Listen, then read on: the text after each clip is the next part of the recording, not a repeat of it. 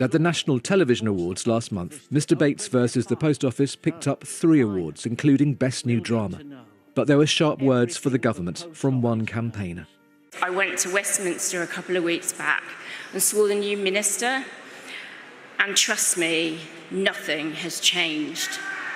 What does it say about the UK that an ITV drama has to happen in order for this to receive the widespread attention which it so clearly deserves? That's what it takes to get everyone talking about this.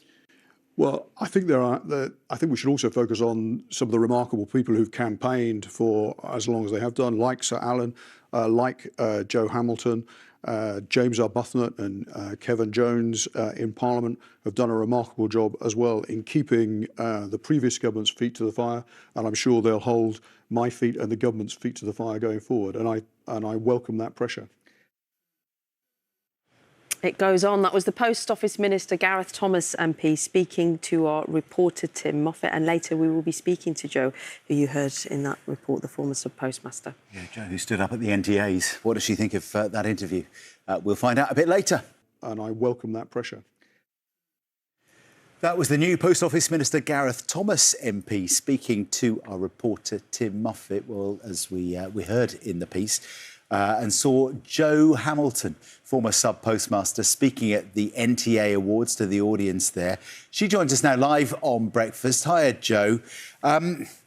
So what do you make of the fact that the new minister is saying that compensation may not now be paid in full by the end of next March after all? Well, that's exactly why I brought it to everyone's attention at the NTA Awards, because, you know, this is what's going on behind the scenes. This is what we're up against.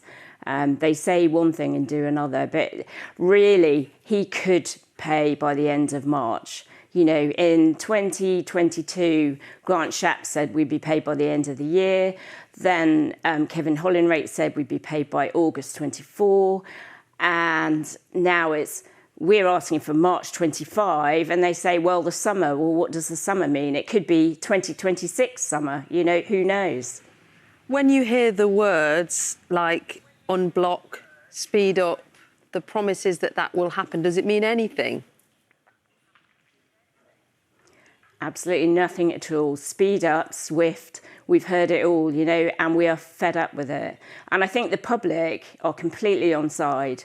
And if anyone's really angry about this, maybe they could write to their MP and say, this is just nonsense, just get on and pay everyone.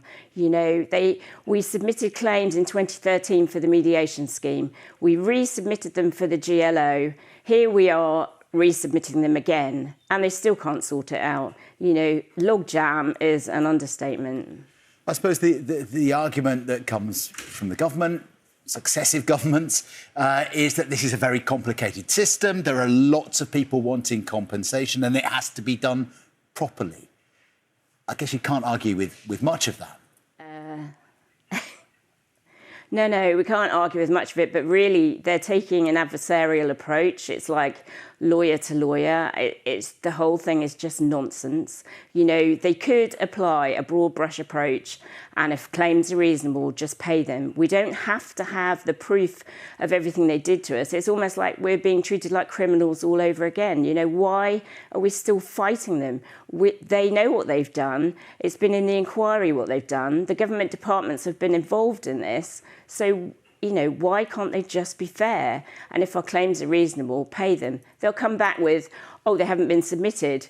Well, the reason they haven't been submitted is because we have to go to the post office, who is a bit like the fox in the hen house. We have to go to them for all the proof of everything to submit the claims. But why do they want all that? Why can't we just say what's reasonable and sort it out?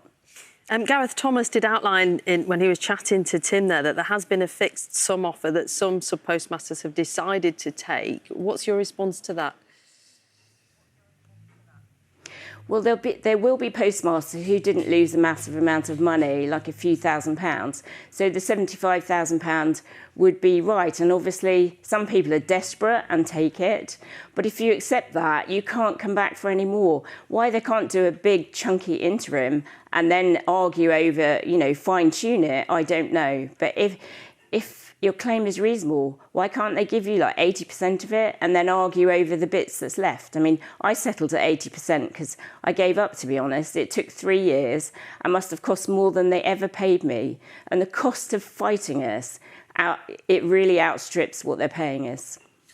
And Joe, I mean, we talk about the Horizon IT scandal, but we've also been reporting here on the programme the last couple of days that the investigation has found that there's another system that was also apparently faulty, that was causing problems and falsely incriminating people.